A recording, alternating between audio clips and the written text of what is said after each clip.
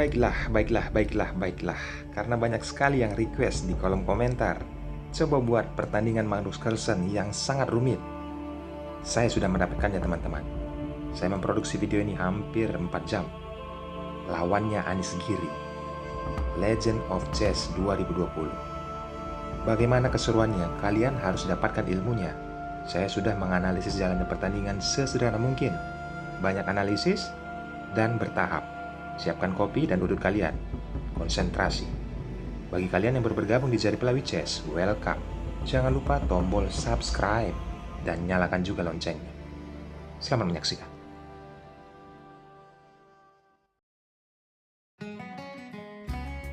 Di sini Magnus Carlsen memegang buah putih. Dia memulai dengan pion D4. Anis Giri, kuda ke F6. Pertahanan India terlihat di papan. Putih pion C4 dan hitam pion E6, persiapan gajah petak gelapnya. Setelah putih kuda ke F3 dan hitam pion D5. Berikutnya kuda ditempatkan ke C3, langkah gajah ke B4 membuat Raygon defense. Raygon defense ini persiapan bagi hitam untuk rokade sayap raja dan mengepin posisi raja putih. Bagaimana kelanjutannya Magnus Carlsen dengan posisi seperti ini? Jelas teman-teman, kita harus pelajari penempatan gajah ke G5, mengepin posisi menteri, diancam oleh pion. Langkah berbeda, langkah sederhana mungkin, gajah ditarik ke A4. Tetapi di sini Magnus Carlsen, gajah ke D2, seolah-olah melakukan langkah yang sia-sia, karena sudah langkah berulang, mengeluarkan gajah dan menarik mundur. Hitam rokade sayap raja. Putih, jelas di sini langkah biasa pion E3.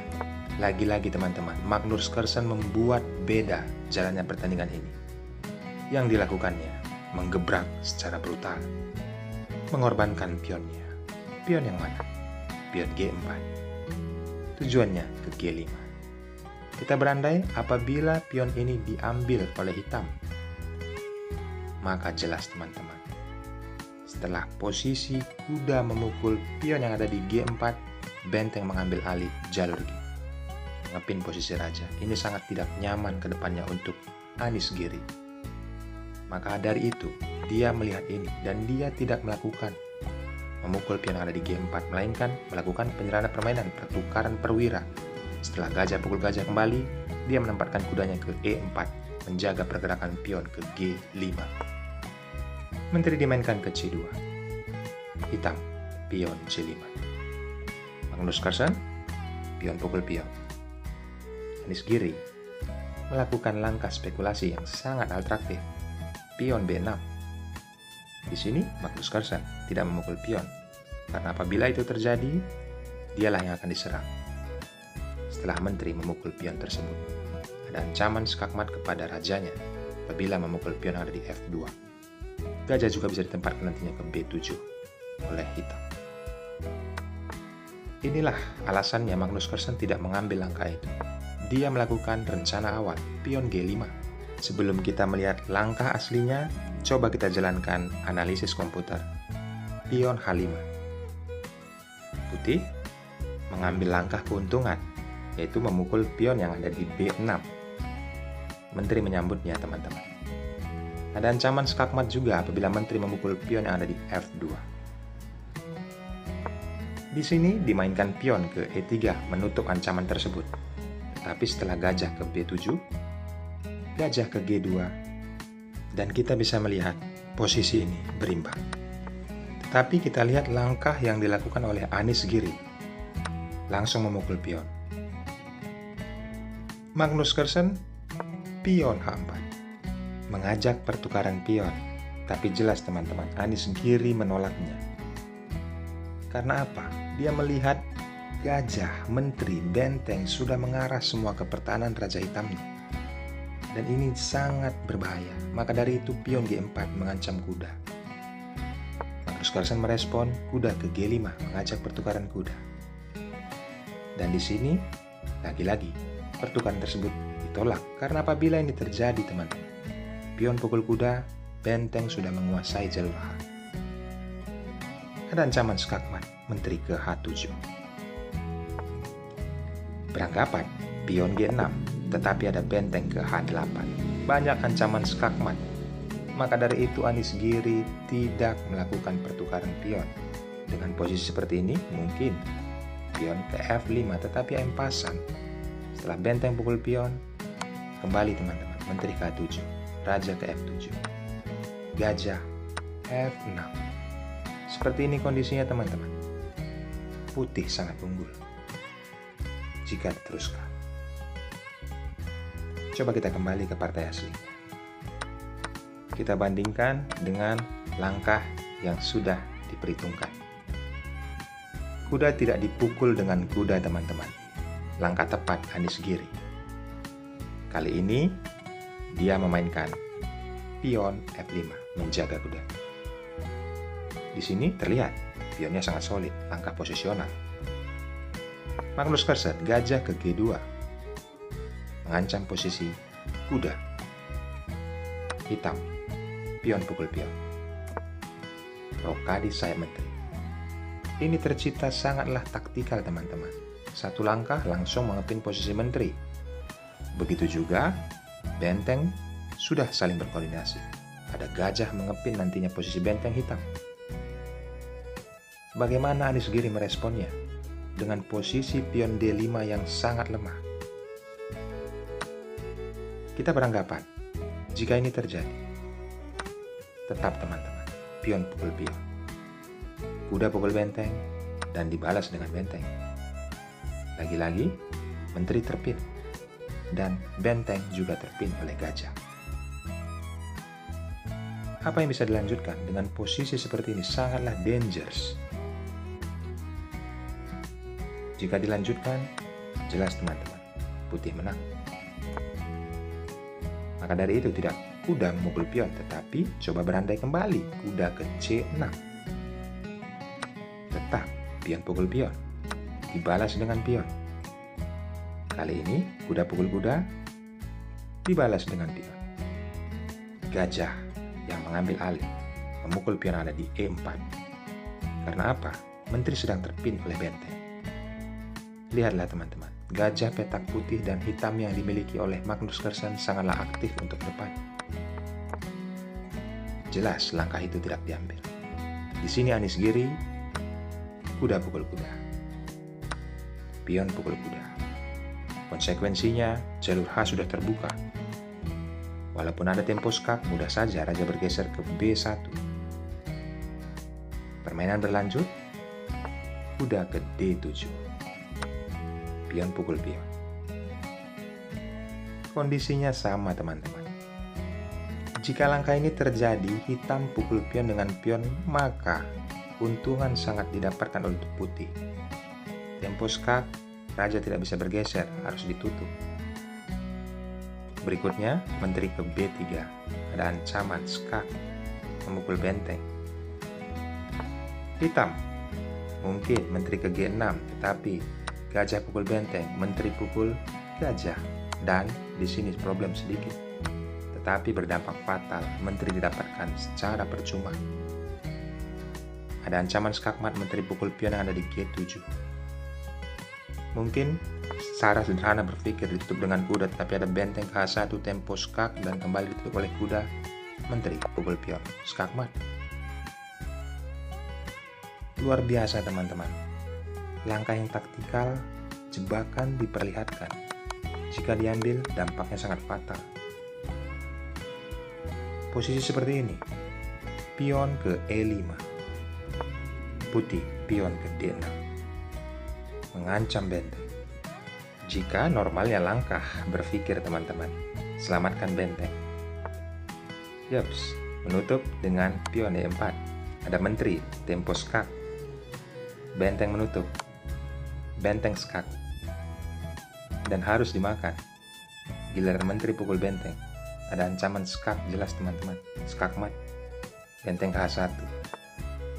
Sama seperti yang tadi, kuda ke F6, tempo skak oleh benteng, ditutup oleh kuda, dan skak di E8, tewas raja hitam. Banyak perhitungan seperti kata-kata saya di awal, pertandingan yang sangat rumit. yang diperlihatkan Magnus Carlsen untuk lawannya. Posisi seperti ini masih dicoba kuda ke B6. Selanjutnya, Magnus Carlsen pukul pion dengan pion. Gajah mengancam benteng. Dan benteng ini dikorbankan oleh Anies Giri. Karena apa teman-teman? Dia memukul pion dengan gajah. Coba kita berandai. Selamatkan bentengnya. Kita gerakkan ke B8. Yaps, benteng ke H2, tujuannya bertumpuk. Jika hitam langsung memakan pion dengan gajah, benteng bertumpuk ke H1. Ancaman sangat berbahaya ke depan.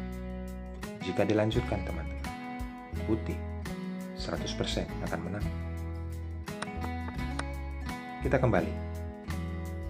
Posisi seperti ini, gajah memukul pion. Inilah yang diambil langkah oleh Anies Giri.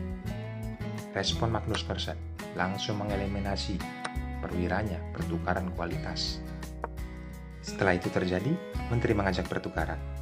Karena jelas, unggul kualitas perwira menjanjikan untuk ke depan. Hitam pasti menolaknya, menempatkan Menteri ke G6. Berikutnya Magnus Carlsen, Menteri ke D6. Pion ke F4. Raja bergeser karena open skak teman-teman. Melihat pionnya terancam yang ada di F4 oleh Menteri Putih, maka dari itu Anies Giri menempatkan bentengnya ke F8 melindungi pion. Tetapi coba kita analisis langkah rekomendasi dari komputer. Tepatnya benteng ke E8. Jika Menteri pukul pion, kuda mengancam Menteri. Menteri bergeser, kuda pukul gajah, dan dibalas dengan Menteri. 4 pion hanya kalah kualitas, mungkin hitam masih mendapatkan peluang untuk remis jika dia tepat melangkah untuk ke depan. Kita bandingkan dengan langkah aslinya Anies Giri, penempatan benteng ke F8 berupaya untuk melindungi pion yang ada di F4. Ini diambil keuntungan langkah berikutnya untuk Magnus Carlsen. Tetapi lewat tweetannya, dia tidak menemukan langkah ini. Benteng ke A8. Dia tidak melihat langkah ini teman-teman. Di akhir pertandingan, dia men-tweet di IG-nya. Maka, dia akan mendapatkan skakmat jika dia mengambil langkah ini. Yaps teman-teman. Karena Menteri sedang dipin menjaga raja, skakmat, Menteri pukul pion. Langkah ini tidak diambil oleh Magnus Carlsen. Dan dia mengambil langkah Menteri ke E5. Anies Giri masih mencoba dengan posisi seperti ini pion G3, lalu disambut oleh Magnus Carlsen pion pukul pion.